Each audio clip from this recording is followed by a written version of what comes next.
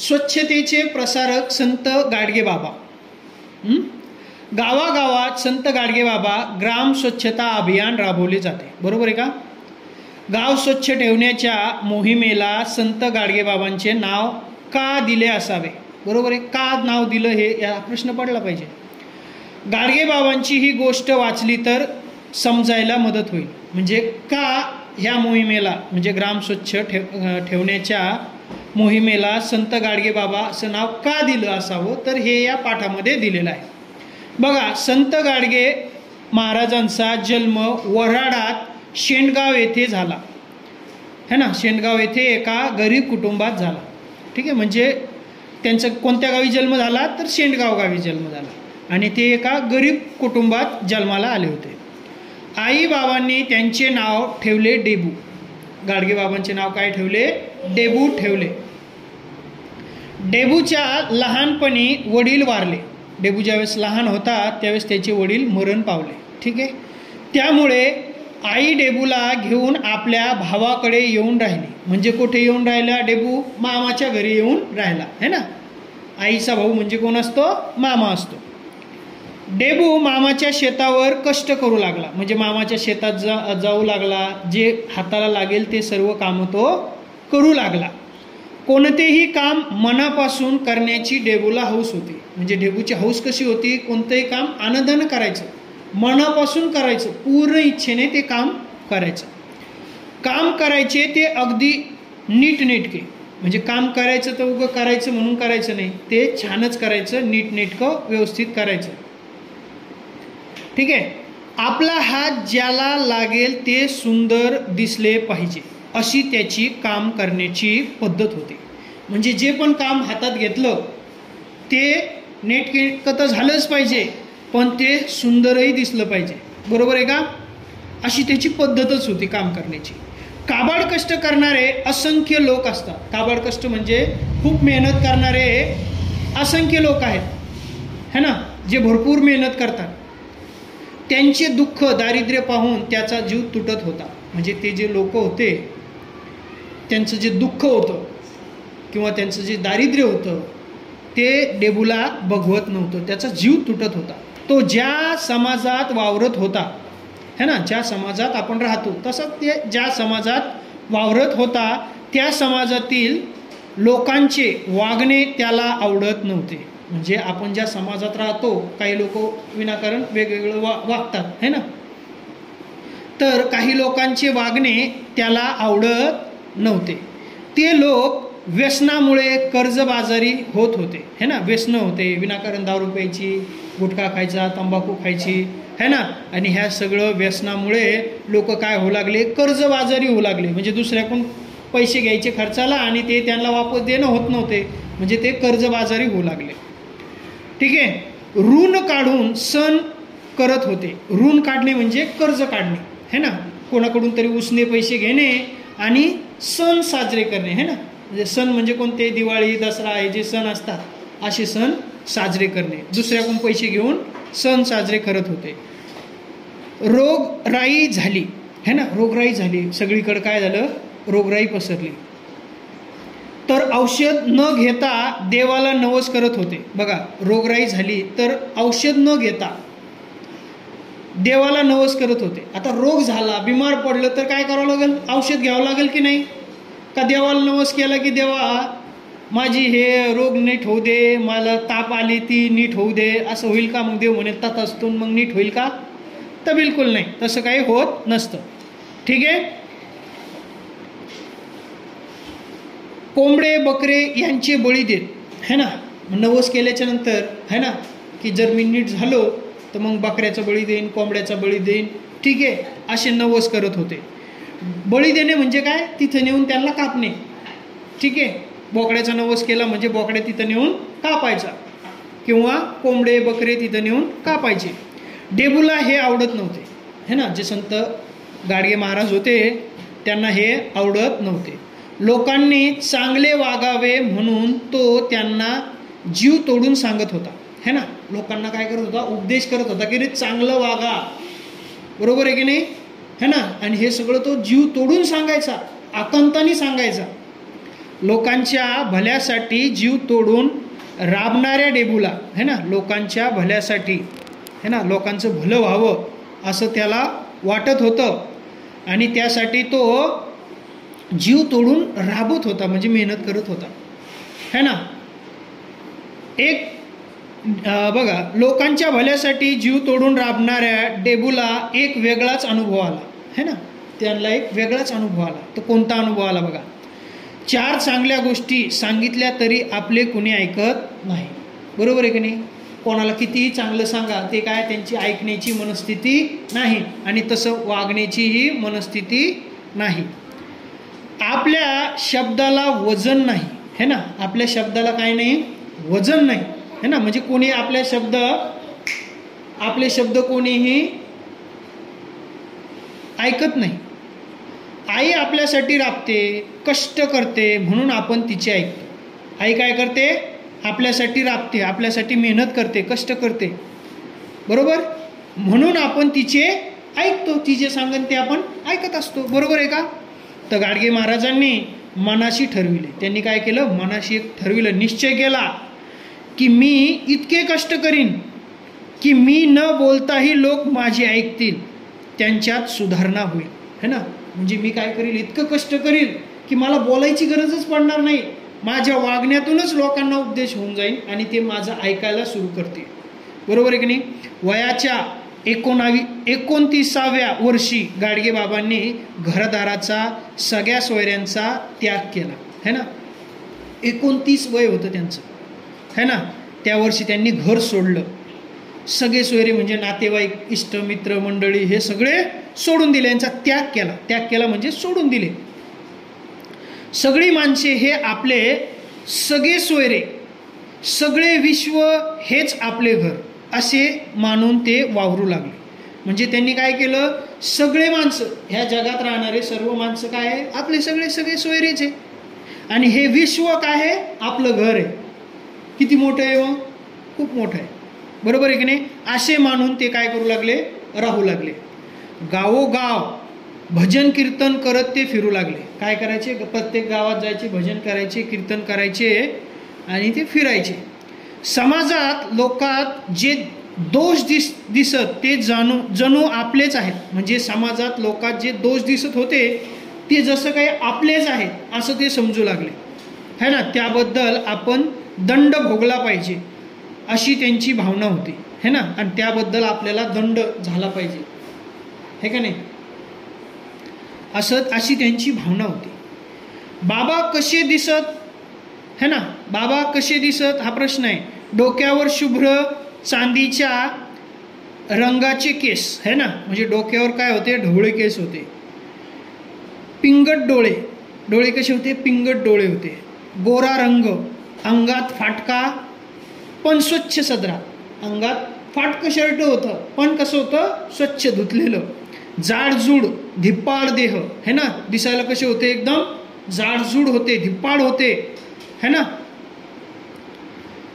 नेसायला एक लुंगी है ना, ज्या आंध्रातले लोक नाही घालत का लुंगी, त्यासारखे नेसायला लुंगी. एका पायात कापडाचा बूट तर दुसऱ्या पायात अनवाणी है ना. एका पायात काय होता, बूट होता कापडाचा आणि दुसरा पाय अनवाणीच, म्हणजे त्या पायात काहीच नव्हतं. एका हातात काठी, एक गाडगे. एका हातात काठीने एक काय होतं, गाडगं होतं त्यांच्याजवळ. ठीक आहे, गाडगं माहिती आहे ना तुम्हाला. हात सदा नमस्कारासाठी जोडलेले, म्हणजे कोणालाही दिसलं की नमस्कार असे हात जोडलेलेच. पण दुसरा कोणी पाय धरू लागला, काय करू लागलं, हात सदा नमस्कारासाठी जोडले पण दुसरा कोणी पाय धरू लागला की ते पसार होत है ना. कोणी पाय धरू लागलं म्हणजे थांबा असं, म्हणजे त्यांना विनंती करू लागलं तर ते तिथून काय व्हायचे, पसार व्हायचे, पळून जायचे, निघून जायचे. त्यांच्याजवळ सतत गाडगे असायचे, त्यांच्याजवळ सतत काय असायचं, एक गाडगा असायचं. म्हणून लोक त्यांना गाडगे महाराज म्हणत. काय म्हणत, गाडगे महाराज. तर गाडगे महाराज का म्हणत होते, डेबूला सतत त्यांच्या हातात एक गाडगा असायचं म्हणून त्यांना गाडगे महाराज म्हणत. घर सोडल्यानंतर कधी कुणाच्या घरी ते जेवले नाही. म्हणजे ज्या दिवसापासून त्यांनी घर सोडलं त्या दिवसापासून ते कोणाच्याच घरात जेवायला गेले नाही.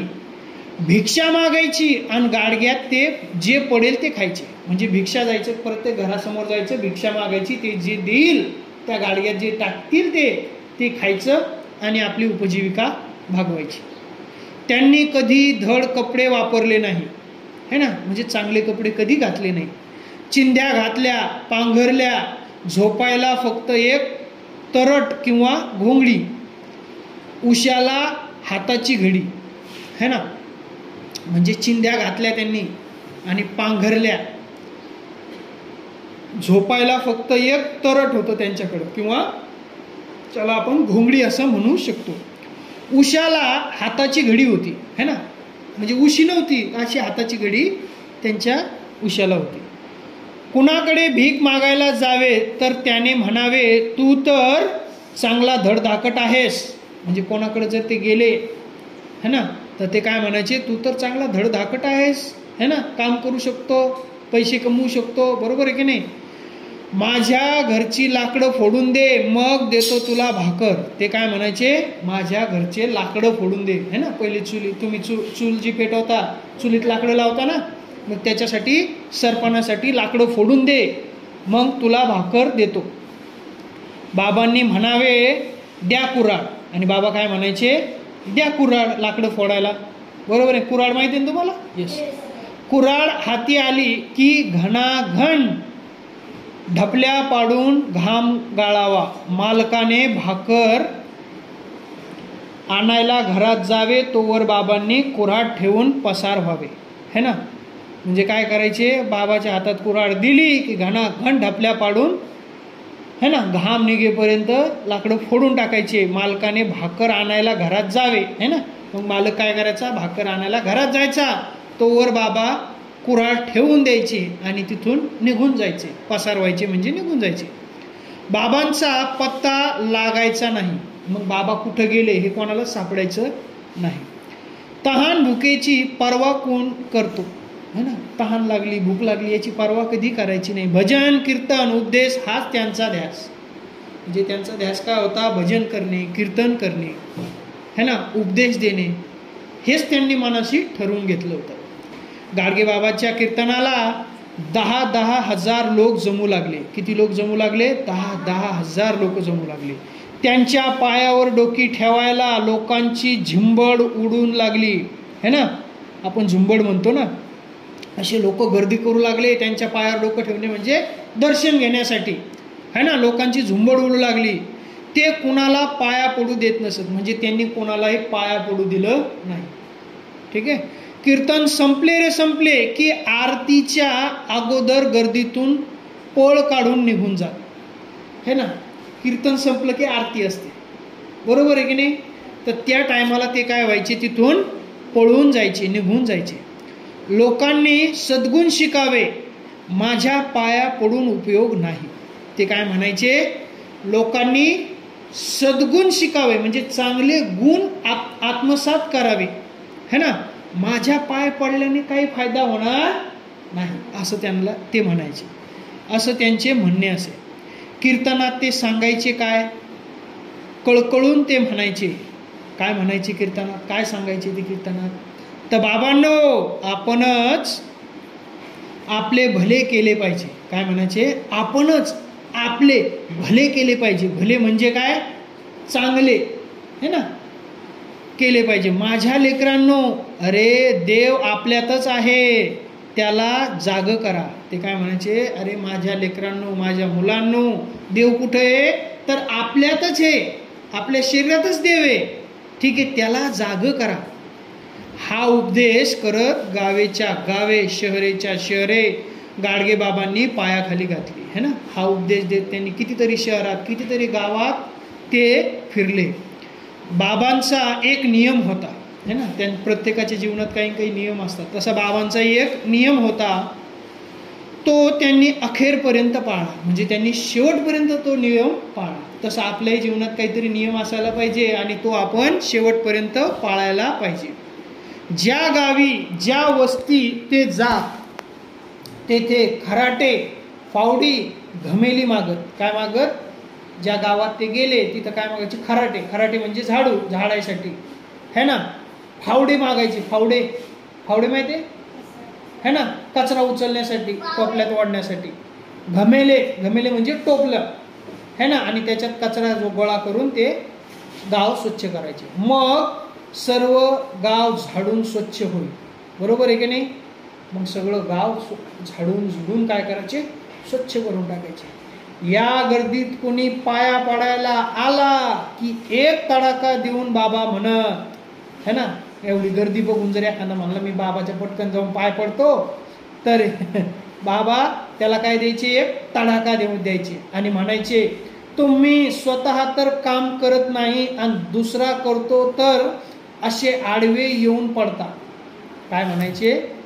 तुम्ही स्वतः काम करत नाही आणि दुसरं करायला लागलं का त्याच्यामध्ये खोळा घालायचा है ना, मध्येच येऊन आडवे पडायचे. व्हा बाजूला.